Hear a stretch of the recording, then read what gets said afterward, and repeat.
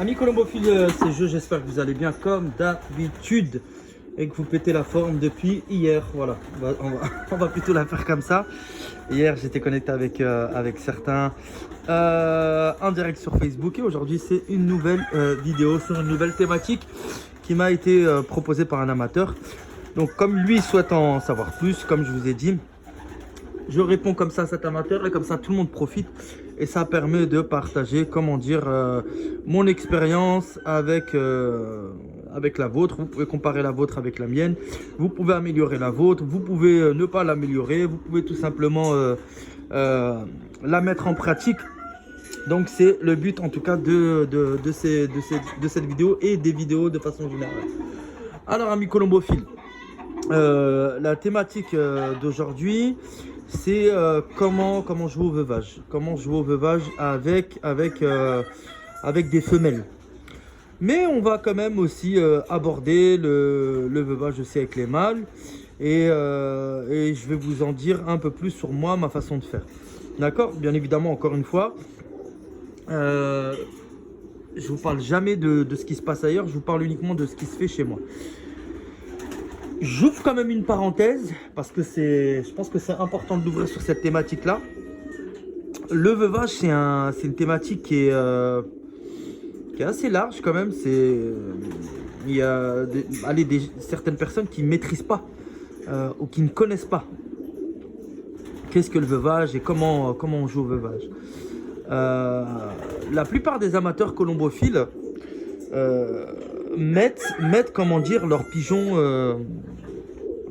Donc ils accouplent une première fois leurs pigeons, les mâles avec leurs femelles. Donc je parle des voyageurs, hein, bien évidemment. Ils tirent une tournée, hein, ils tirent une tournée. Puis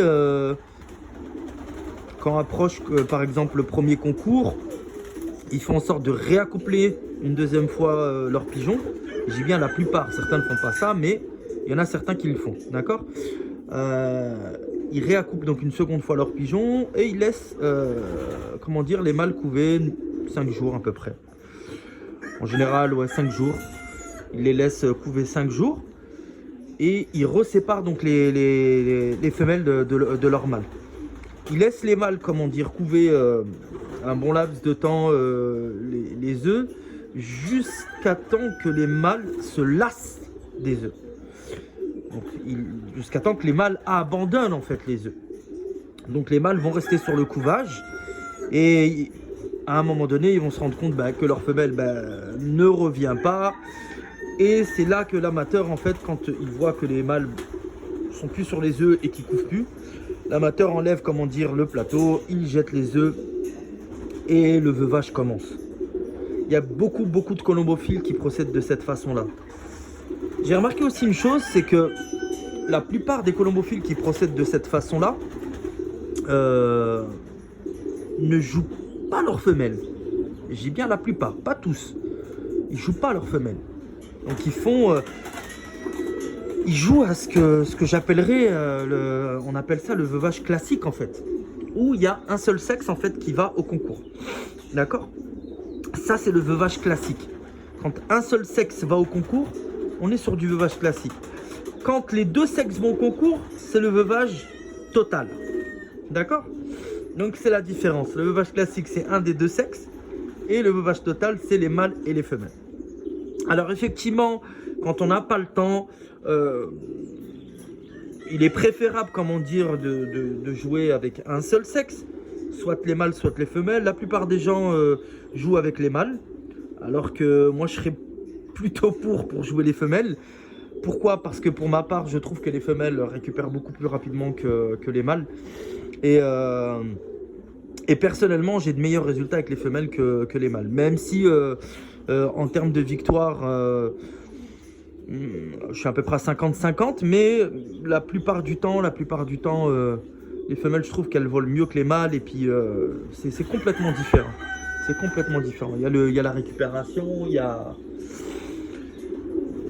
C'est une préférence, en tout cas, de ma part. Donc, où j'en étais? Moi personnellement, je joue comment dire au système du veuvage total, sans accoupler comment dire mes voyageurs en début d'année. Comme je l'ai déjà dit à plusieurs reprises, je n'élève pas sur mes voyageurs,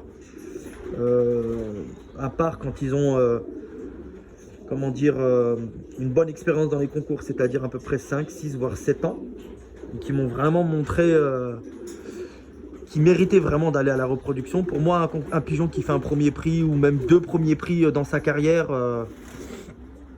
ça me suffit pas. Ça me suffit pas. Il faut minimum qu'il ait 50% de prix en vitesse et 50% de prix en demi-fond chaque année pour pouvoir maintenir sa tête au sein du colombier. Sinon, malheureusement, je le garde pas. Même s'il a fait un premier groupement et qu'il est en dessous du barème que j'attends de lui, je le garde pas. J'ai déjà tué des 5e as-pigeon, 6e, 8e as-pigeon, 12e, 14e as-pigeon. Enfin, vraiment, hein, véridique. Hein. Je les ai pas gardés parce que malgré qu'ils avaient un taux de pourcentage qui était correct, c'était aussi des pigeons qui, comment dire, faisaient beaucoup de prix de cul. Et ça m'intéresse pas particulièrement. C'est pas ce genre de pigeon que je souhaite mettre à leur production. Donc vraiment, il y a un filtre, un entonnoir qui se met en place chez moi. Enfin, franchement, je fais pas de cadeaux. Je fais pas de cadeaux parce que les placés sont chers. Et puis, chaque année, j'essaye de baguer à peu près 150 pigeonneaux. Donc, je peux pas me permettre, comment dire, de garder tout et n'importe quoi. Donc, je reviens sur mon système. Moi, personnellement, j'accouple pas donc en début d'année. Donc, je ne tire pas de jeunes. Et je ne fais pas de couvage. Je ne fais pas de couvage. Non, je fais pas de couvage non plus. Voilà. Il m'est arrivé il y a 5 ans ou 6 ans en arrière, effectivement, de les avoir accouplés. Ils ont couvé 5 jours, je les ai séparés. J'ai pas spécialement vu de différence. Donc, à partir de là, l'année dernière, par exemple, ils étaient séparés à cette période-là. Cette année, ils sont pas du tout séparés. Donc l'année dernière ils étaient séparés, on allait entraîner par exemple un coulet mâle, un coulet femelle, un coulet mâle, un coulet femelle. Donc après le problème c'est que Benoît passait quand même beaucoup de temps sur la route avec les pigeons et c'est vrai que ça fait moins d'entraînement, en tout cas pour les pigeons. Là cette année j'ai décidé comment dire de les laisser ensemble à 200% jusqu'au premier concours pour pouvoir leur donner un maximum d'entraînement ensemble et afin de ne pas diviser le nombre d'entraînements parce que on ne sait pas quand est-ce qu'on va commencer à jouer, donc il faut qu'ils puissent avoir un maximum d'expérience. Et j'en profite pour faire un bond sur les tardifs. Les tardifs, personnellement, ils ne commenceront pas en avril, ils commenceront en juin, en même temps que les pigeonneaux, le programme des pigeonneaux. Donc pour moi, j'aurai tout le temps à partir d'avril de bien peaufiner et perfectionner leur entraînement, donc bien développer leur boussole. Donc je suis pas pressé par rapport aux tardifs, aux pigeons qui n'ont pas d'expérience. Il y aura une équipe qui commencera pas avant le mois de juin. Donc je suis large. Les pigeons qui ont de l'expérience, qui ont déjà 4 ans, 5 ans, 3 ans, 2 ans, ça y est, eux, il n'y a pas besoin de donner 40 000 entraînements, hein, on se comprend. Franchement, 6, 7, 8 entraînements avant le premier concours, c'est suffisant. Après, une fois qu'ils sont dans le rythme, ce que je préconise, c'est les premières semaines, les 2-3 premières semaines, de les garder dans le rythme, surtout si vous jouez la vitesse. C'est-à-dire un entraînement le mardi à 40 km pour les mâles et le mercredi pour les femelles à 40 km. Juste les 3 premières semaines, histoire de bien peaufiner vos entraînements. Il y en a qui le font tout au long de la saison, les vrais vitessiers. Ils vont entraîner leurs pigeons tous les mardis et les mercredis. Mais après, si tu as des pigeons de demi-fond et des pigeons de vitesse, des pigeons de demi-fond et des pigeons de fond marathon, c'est pas la peine d'aller toutes les semaines à 40 km. Utilise les concours de vitesse comme des concours d'entraînement en fait. Voilà. Bon, je ne vais pas m'éparpiller parce que là je pars sur l'entraînement et c'est pas le thème de la vidéo. Juste pour dire que moi, personnellement, voilà, vous avez bien compris, je n'accouple pas mes pigeons en début d'année. Je les accouple pas non plus sur un couvage. Là, cette année, ils vont, faire, ils seront pas séparés avant le premier concours, comme j'ai pu vous le dire. Ils vont faire tous les entraînements donc ensemble et puis voilà quoi. Donc une semaine avant le premier concours, voire peut-être 15 jours avant le premier concours, histoire de bien les monter en forme. Et c'est là où il y a beaucoup de colombophiles qui commettent une erreur, c'est que vous mettez le pied sur la pédale d'accélération. Et je reste persuadé, franchement, à mes colombophiles, que si là, je séparais mes mâles de mes femelles, j'ai juste à ouvrir la porte qui coulisse là. Si j'avais mes mâles là et que j'ouvrais la porte qui coulisse, vous allez voir, de toute façon, vous allez le voir dans toute la saison. Notez bien ce que je vous dis, vous allez voir la façon dont les mâles roucoulent quand ils vont me voir arriver dans le couloir. Il y aura de l'ambiance dans le colombier, je vais ouvrir la porte, ça va roucouler de partout, ça va claquer des ailes, ça va aller dans les volières, la porte elle sera fermée là-bas parce qu'il y aura les femelles de l'autre côté. Rappelez-vous de ce que je vous dis, vous allez voir, les pigeons vont monter très très vite en feu on le voit, enfin il y a une attitude, ça change le comportement, ça roucoule dans les cases, donc c'est pas le but, je préfère les avoir calmes. J'ai pas envie de les exciter maintenant, j'ai pas envie de mettre de l'huile sur le feu, j'ai pas envie de, brûler mon jeu de cartes avant même d'avoir commencé à jouer, comme je vous ai déjà dit la dernière fois. Donc prenez-en de la graine. Voilà, donc si vous voulez partir sur à peu près le même système que moi, c'est pour moi un système, qui est enfin vraiment, regardez ce que je vous dis, et suivez bien mes vidéos et vous verrez que vous allez voir quoi, vous allez voir la continuité jusqu'à la saison des concours. Donc moi je pense vraiment réaccoupler, séparer une semaine voire 15 jours avant le premier concours, mais pas avant, parce que je vous dis sincèrement en 15 jours de temps, les pigeons ils vont sortir d'ici là. Ils vont sortir d'ici là, ils vont commencer à voler. Il y a des couples, plein de couples qui vont se former. Et pensez-y, amis colombophiles, quand vous jouez au veuvage total, surtout les mâles et les femelles ensemble, c'est important la notion du territoire. La notion du territoire, elle est importante. Deuxièmement, c'est important aussi que des mâles puissent avoir une femelle attitrée et que des femelles puissent avoir un mâle attitré. Maintenant, certains vont peut-être me dire « Ouais, mais il y a des risques avec le veuvage total, par exemple de perdre un mâle ou une femelle. » Exactement, je suis tout à fait d'accord avec vous. Mais le système du veuvage, il s'appelle plus particulièrement le système du veuvage chaotique. Le système du veuvage chaotique, c'est que, oui, au début de la saison, moi je l'appelle chaotique, vous allez comprendre pourquoi. Parce que j'ai un nombre de mâles, par exemple, je dis une bêtise, mais qui peut être réelle, parce que je ne sais même pas le nombre de pigeons que j'ai, pour pas vous mentir. Je vais peut-être avoir 100 mâles d'un côté et 125 femelles de l'autre côté. Ce qui veut dire que j'ai 25 femelles qui n'auront pas de mâles, on est d'accord. D'où le fait que je l'appelle le système chaotique, parce que quand moi je vais ouvrir les portes, et la porte ici que vous voyez là, au milieu là, ici, plus les portes coulissantes, les mâles et les femelles, les premiers concours, je dis bien les premiers concours, sachant qu'il y a des yearlings, les yearlings tardifs, yearlings, enfin bref, ils sont yearlings, hein, les 2022, les anciens ils connaissent le système. Vous ouvrez la porte, franchement vous ouvrez la porte les 3 premiers concours maximum. Ça ne sert à rien de montrer les mâles aux femelles toute la saison. Moi, personnellement, je ne l'ai pas fait l'année dernière. Je ne vais pas vous mentir, une seule fois. Je n'ai pas montré les mâles. Si, j'ai montré une fois le premier concours. Et après toute la saison, j'ai décidé de ne pas montrer les mâles aux femelles, même les yearlings. Voilà, je vous dis la vérité. Je vous dis exactement ce que j'ai fait l'année dernière. Je prenais les mâles tels qu'ils étaient, les femelles telles qu'elles étaient. Je cherchais même pas à donner de la surmotivation et mes pigeons rentraient très bien. Quand je vous dis très bien, ceux qui ont suivi mes résultats 2022, ça a été des rafales qui ont été envoyées dans le ciel de la Loire-Atlantique et des différentes villes où ils ont été lâchés les pigeons. En tout cas, j'ai eu très bonne arrivée. Et voilà quoi, donc je vois pas pourquoi je vais certainement pas changer mon système, à part si je vous dis peut-être les 2-3 premiers concours.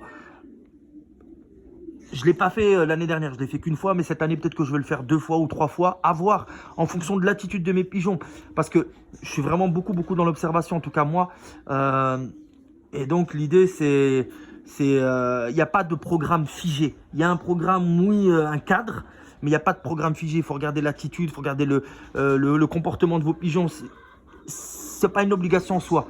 Voilà. Si le premier concours, ils sont super bien rentrés, tu as fait montrer les mâles aux femelles, ou si c'est pas bien rentré, la semaine d'après, peut-être qu'il ne faut pas faire montrer et vois la différence. Tu sais, il faut faire des tests en fait. Un système, des fois, il va marcher, c'est un colombophile, chez l'autre, il ne va pas marcher.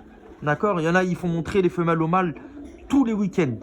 Il y en a, ils mettent un plateau obligatoire au mâle tous les week-ends. Moi, ils ne voient pas de plateau. Ils n'ont jamais vu de plateau d'ailleurs. Et voilà, chaque colombophile, en fait, il a son système. Mais voilà, moi personnellement, peut-être les 2 premiers concours, les mâles vont voir les femelles. 3 maximum. Et après, les mâles et les femelles, ils ne se verront pas. Je ne crée pas de surmotivation. Je ne vais pas les exciter. Pourquoi? Parce que toute l'énergie qu'ils auront emmagasinée la semaine, j'ai l'impression, moi personnellement, quand je les vois s'exciter dans les paniers, qu'ils la perdent. Ils sont là, ils se battent, ils sont énervés. C'est pas spécialement bon de les énerver. Laissez les pigeons plutôt calmes jusqu'au dernier moment. Enlogez vos pigeons de cette façon-là. Voilà, montrez juste au yearling, c'est bien pour les yearlings. Il y a des colombophiles qui ont des yearlings, qui ont leur compartiment. Les vieux, ils ont leur compartiment. Les jeunes, ils ont leur compartiment. Chez moi, pas. Les vieux sont mélangés avec les yearlings. Et les pigeonneaux, ils vont avoir un compartiment à part derrière. Il y a un copain belge qui m'avait posé la question, ils vont avoir un compartiment derrière. Un compartiment de 40 cases. Là, je vais tirer un groupe de 40 jeunes hâtifs. Les hâtifs, c'est ceux du début d'année en fait. Et après, tout le reste, ça ne sera pas avant mai, juin. Il faut qu'ils soient idéalement sevrés fin mai pour moi. Voilà, fin mai, c'est impeccable. En général, avec des pigeons de fin mai, ils muent toutes leurs plumes et c'est pas des tardifs et c'est le top. Parce que à partir de fin mai, il nous reste quoi? Après, il nous reste juin, il nous reste juillet. Il y a déjà quelques pigeons qui se sont perdus. Je fais de la place. En général, j'essaie de faire de la place pour les pigeonneaux. Et puis voilà quoi, donc dès qu'il y a des mâles par exemple qui commencent à se déclarer, je les laisse avec les mâles. Dès qu'il y a des femelles qui se déclarent, je les mets avec des femelles. Ça va très très vite, hein. La sexualité des pigeons, les hormones montent assez rapidement. Donc on peut rapidement trier quand il y a des pigeonneaux. Donc voilà quoi. Donc le veuvage total, voilà, chaotique. Pas de femelles attitrées pour les mâles. Au départ, si, mais après, ils doivent se débrouiller avec ce qu'ils trouvent en fait. Voilà, les mâles et les femelles, en fait, dès qu'ils arrivent d'un concours, ils restent ensemble pendant 2-3 heures. Ils restent ensemble pendant 2-3 heures. Voilà, un mâle, il peut avoir par exemple sa femelle jusqu'à la fin de la saison. Si sa femelle espère, il peut en avoir une autre. Une femelle, elle peut avoir le même mâle toute la saison. Mais si son mâle espère, il se démerde comme ça en fait. Des fois, j'ai 2 femelles qui sont accouplées avec un mâle. C'est comme ça qu'ils se motivent mes pigeons. Voilà, donc il n'y a pas de... Ça s'appelle le veuvage chaotique. Voilà, ça va aller, les mâles, il y a des mâles qui vont aller dans les compartiments là-bas, il y a des femelles qui vont venir là, ça va se mélanger, il y a de la place, vous voyez, c'est long. Donc là, ils vont se faire à peu près leur place. Les mâles, ils vont essayer, je pense que... Mais ça tourne un peu parce que, vous voyez, le soir, je les laisse pas dans le couloir. Je les laisse jamais dans le couloir, je les referme. J'essaye de mettre à peu près 50-50, 50% ici, 50% de là, et c'est des mâles et des femelles, et des mâles et des femelles de l'autre côté. Donc après, si j'ouvre, j'ai remarqué que s'il y en a qui sont habitués à être là, par exemple la veille, ils vont venir, ils courent, ils reviennent ici, et ils se battent pour leur casse qu'ils avaient pris la veille. Donc ça va créer aussi et stimuler une forme là en ce moment ça crée une forme de motivation, ça les stimule un petit peu à l'instinct du territoire. Mais voilà quoi. Donc, mais une fois que le cadre il sera vraiment posé, les mâles ils seront là définitivement, les femelles elles seront là-bas définitivement. Et après, pour les voler, on fera tourner les femelles en premier comme j'ai toujours fait. Les femelles, je les lâche toujours en premier. Elles vont sortir par la porte. Elles volent, elles vont rentrer par les 2 volières que vous voyez ici. Donc la première volière ici, avec le Sputnik ici, et la deuxième ici. D'accord? Il y aura des planches, il y a des planches d'atterrissage qui vont être comment dire, posées. Et quand les femelles rentreront par les 2 volières que je viens de vous faire montrer, les mâles, ils seront plus là. Ils seront dans le compartiment des femelles. Je vais ouvrir la porte coulissante et c'est moi qui vais les accompagner jusqu'au colombier des femelles. je les rentrerai dans le colombier des femelles, je fermerai la porte coulissante et je refermerai la porte et les femelles viendront ici. Et ça sera la volée des mâles. Les mâles, ils vont voler pendant 1 heure. C'est ce qu'on appelle un colombier tournant. Les mâles volent pendant 1 heure, 1 heure et quart. Ils ont 2 heures de récréation dehors. En général, c'est comme ça que je procède. Une fois que la récréation elle est terminée, la volée est terminée, et ben ils re-rentrent. Même circuit, les femelles, elles étaient fermées là. Elles retournent dans leur compartiment vu qu'il n'y a plus les mâles. Et je fais rentrer les mâles qui reviennent dans leur compartiment. Tout le monde mange, tout le monde boit. Et à partir de, allez, on va dire 19 heures. Allez, à partir de 19 heures, le rideau dont je vous ai parlé, il viendra se fermer tout le long, que ça soit chez les mâles et les femelles, pour que tout le monde soit au calme. Tout le monde ne gaspille pas de l'énergie bêtement et que les pigeons voilà, soient vraiment au calme, ils se reposent, etc. C'est le but. Maintenant, attention à mes colombophiles, un conseil. Ne mettez jamais le rideau tant que la forme n'est pas installée au sein de vos installations. On ne met jamais un rideau tant que les pigeons ne sont pas en forme. Si les pigeons ne volent pas 45 minutes, 1 heure, que vous ne voyez pas qu'ils disparaissent hors de l'environnement auquel ils vivent, donc autour des colombiers, il y a un problème. Déjà, ça, il y a un problème de base. Donc, c'est pour ça important. J'attire vraiment votre attention par rapport à ça. On met uniquement, par exemple, des rideaux quand vous êtes sûr que vos pigeons voyageurs, eh ben, ils volent bien et qu'ils sont en forme. Ça veut dire, pratiquement, oubliez le mois d'avril. Oubliez le mois d'avril. Le mois d'avril, laissez-les rentrer dans le cœur de la saison.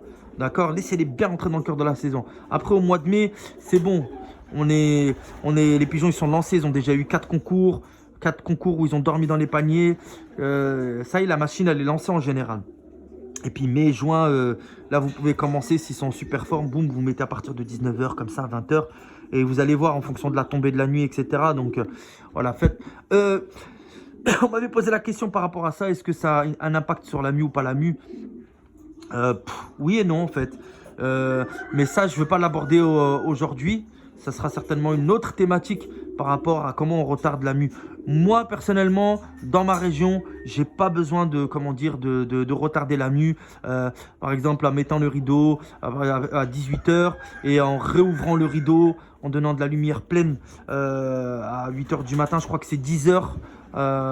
10 heures à peu près d'occultation. Les pigeons ils doivent être occultés. Mais je reviendrai sur cette thématique plus tard. C'est bien pour les pigeonneaux, c'est surtout bien pour les Belges et les Hollandais qui jouent à jeunes jusque fin septembre ou même à vieux jusque septembre, quoi. Donc c'est vraiment pour retarder un maximum la mue. Voilà, mes colombophiles, la vidéo elle dure 22 minutes. Je pense que j'ai fait le tour du veuvage.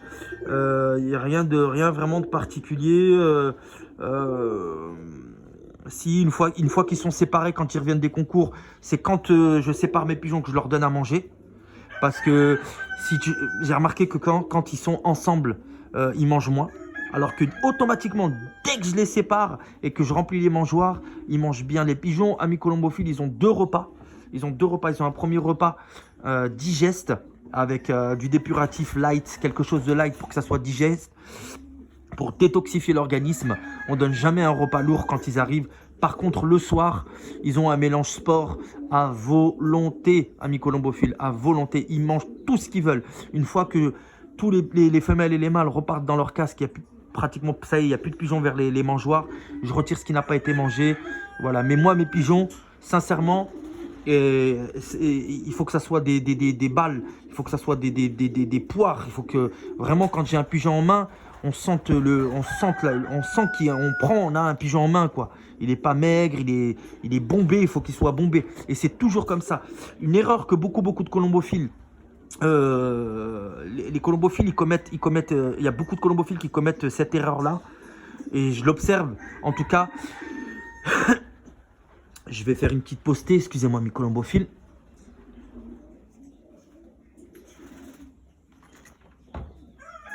Alors, l'erreur que beaucoup de colombophiles commettent, c'est de donner trop peu à manger en début de saison.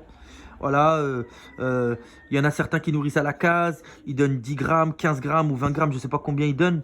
Moi, ça, c'est pas quelque chose que je calcule pas en fait. Je calcule pas, pour moi, je pars du principe que le pigeon, il doit manger. Il doit manger. Alors, l'erreur, c'est que effectivement, bah, quand vous jouez la vitesse, vous voulez avoir des pigeons sur une pointe de fin. Bon, j'ai envie de dire, pourquoi pas? Ok, pourquoi pas. Par contre, la plupart des colombophiles, allez, ils ont des pigeons de demi-fond, grand demi-fond, fond marathon. Eh ben, ils affament leurs pigeons. Ils donnent très très peu à manger. Ce qui fait que quand il y a les concours de vitesse, ça le fait, ça va. C'est des courtes distances. Donc le pigeon, bon, il rentre quand il veut dans la journée, il n'y a pas de souci. On sait bien qu'un pigeon de marathon, il n'a pas, il a pas de sprint, il n'a pas la même endurance que.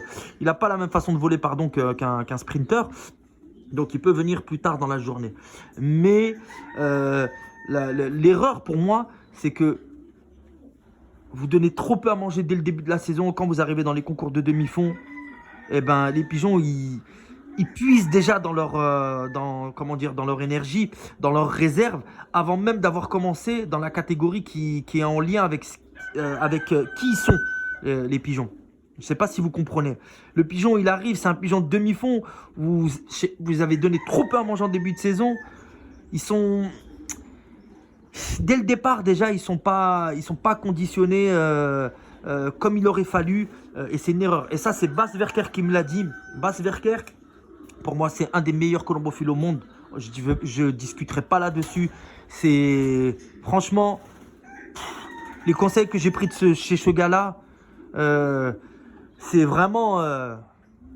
je peux dire que vraiment, vraiment top. Même encore ce matin, je discutais avec lui sur WhatsApp. Cette année, là, 2023, là, j'ai acheté 2022, j'ai acheté 12 pigeons de chez Verkerk que je dois les récupérer là, dans les semaines à venir. Vous allez voir les 12 que j'ai achetés. C'est la première année où j'en achète 12. Habituellement, j'en achète 4, 5 par an, 6, voilà. Mais là, j'en ai acheté 12. C'est une grosse surprise, vous allez voir. Et Koopman aussi, gros investissement chez Koopman. Et Derksen. Derksen avec la lignée du Best Kittle Junior, il a investi vachement chez Pipa, comme il travaille aussi sur Pipa, il vend des pigeons sur Pipa. Derksen Van Keuken, Anthony et Edwin son tandem. Franchement, il y a du lourd qui va rentrer à la reproduction à mi-colombophile, vraiment du très très lourd. Et donc Bass il me disait Joe, moi j'ai des pigeons all-round. Il a des pigeons qui tapent de 100 jusqu'à Ruffec, Brive. Donc Ruffec 748 km, Brive 804 km, une connerie comme ça. Il m'a dit, mes pigeons, je suis obligé de leur donner à manger au bac plein. Parce que si je commence à les affamer dès le début en vitesse, ils vont puiser dans leurs réserves dans les concours de demi-fond et les concours de fond d'un jour. C'est pour ça, mes colombophiles, si vous jouez que la vitesse, effectivement, vous pouvez les jouer sur une pointe de fin, surtout au départ. Vous regardez si le vent, c'est un vent de face. Faut nourrir vos pigeons. Ah, attention, si c'est un vent de cul, vous nourrissez sur le dos de la cuillère, ça veut dire très peu à manger. Une poignée pour 20 pigeons, c'est bien. Par contre, si vous avez des pigeons de demi-fond, de fond d'un jour ou de fond marathon, ne jouez pas sur ce système-là de nourrir trop peu vos pigeons. Il y en a certains qui vont dire, oui, mais moi, je marche très bien depuis des années comme ça. Faites comme vous avez l'habitude de... Si vous avez de très bons résultats, changez pas votre système. Moi, je vous dis juste, j'ai un maître colombophile, c'est Bas Verkerk. D'accord? Et il y en a maintenant qui disent, Joe, ben, c'est toi notre coach. Ils disent, voilà, Joe, c'est toi notre coach. Franchement, tous les conseils que tu nous donnes, nous, on te suit toi. Mes conseils, ils sont efficaces à mes colombophiles. Je ne veux pas dire que c'est les meilleurs du monde. Attention, c'est pas ce que j'essaie de dire. Mais franchement, je suis suivi par quelqu'un qui est très fort en colombophilie. Et je vous partage mon savoir. Après, je ne vous donne pas que des conseils de Bas Verkerk parce que j'ai aussi appris sur le tas certaines choses. Mais pensez à bien nourrir vos pigeons. Et c'est vraiment, moi je le vois même, dans ma région. L'erreur que beaucoup de colombophiles commettent, ils arrivent dans les concours de fond, ils se disent joueurs de fond, mais la plupart c'est pas des joueurs de fond, peut-être c'est des, je sais pas, si peut-être des joueurs de fond de classement pour certains. C'est une petite piquette parce que moi aussi on aime bien me lancer des piquettes, donc et puis on n'hésite pas aussi à bien m'insulter, hein, donc on lance des petites piquettes nous aussi, les joueurs de fond de classement, ça il y en a, il n'y a pas de souci. Il y a très bons colombophiles, attention, 11e région, mais il y en a certaines, c'est aussi beaucoup des grandes gueules, donc à bon attendeur. Donc ces gars-là, ils nourrissent ils nourrissent pas bien leurs pigeons dès le départ. Puis après, quand il arrive les concours dans lesquels leurs pigeons sont prédisposés à performer, et ils ont déjà puisé dans leur réserve d'énergie. Donc faites attention par rapport à ça. En tout cas, amis colombophiles, suivez bien mes vidéos. Je parle bien à mes amis colombophiles, je parle pas aux cafards. On est bien d'accord. C'est la team anti-cafard ici. C'est pas, voilà. Donc je parle à mes abonnés, je parle aux gens qui suivent mes vidéos, qui viennent, qui cherchent après moi. Voilà, c'est à eux que je donne des conseils, et surtout à tous mes jeunes colombophiles, à tous les jeunes colombophiles par l'expérience. Voilà, et encore une fois, voilà, tous ceux qui débutent, ils ont un certain âge, mais ils débutent, ils ont besoin de petits conseils, etc. Voilà, c'est à eux que je m'adresse. Les autres, bon, voilà, on s'adresse pas à eux. Il y a d'autres chaînes YouTube, et surtout, voilà, il faut pas chercher après moi. Sur ce, 30 minutes, j'arrête là, mi colombophile, parce que sinon je peux parler encore et encore et encore et encore, et c'est pas le but de m'éparpiller. Si vous avez des idées thématiques, la moindre question, ami colombophile, sur des choses que vous ne maîtrisez pas, sur des choses, je ne sais pas, à laquelle vous avez des questionnements, vous avez des questions, comment, je sais pas, comment entraîner au début de la saison, comment mettre nos pigeons en condition, qu'est-ce qu'on doit donner comme complément, J'ai déjà fait beaucoup de vidéos, ami colombophile. S'il vous plaît, surtout, regardez bien sur ma chaîne, profitez-en, il y a de très bons conseils. Voilà, donc vous regardez tout ça, mais par contre, si vous avez des idées thématiques que vous voulez aborder, c'est le moment. On est début février, il faut battre le fer quand il est chaud. Donc on en profite, et on n'hésite pas, on envoie un petit message, on dit voilà Jo, moi j'aimerais bien, je me pose des questions par rapport à ça ou ça. J'essayerai d'y répondre si j'y ai pas répondu, ou même des fois pour faire une piqûre de rappel. C'est bien de pouvoir avoir une piqûre de rappel et de se dire voilà, il propose une vidéo de 25, 30 minutes ou 40 minutes. Allez hop, je me pose après avoir mangé, après être posé, voilà, je suis tranquillou et je vais écouter là où les vidéos de Joe, ça va m'aider. Il y a beaucoup de gens, je reçois beaucoup de remerciements, beaucoup de gens qui envoient des messages, qui sont très contents des vidéos. Et puis voilà quoi, donc c'est le but, en tout cas c'est le but. Voilà, donc merci pour vos likes, merci pour vos commentaires sur Facebook, et merci pour les gens qui sont abonnés. Si tu n'es pas encore abonné, toi qui regardes cette vidéo, eh ben abonne-toi. Si tu n'es pas abonné, c'est pas grave. Sur ce, je vous souhaite une bonne après-midi. Je vous dis à bientôt pour une prochaine vidéo. Ciao, ciao. Salut les gars.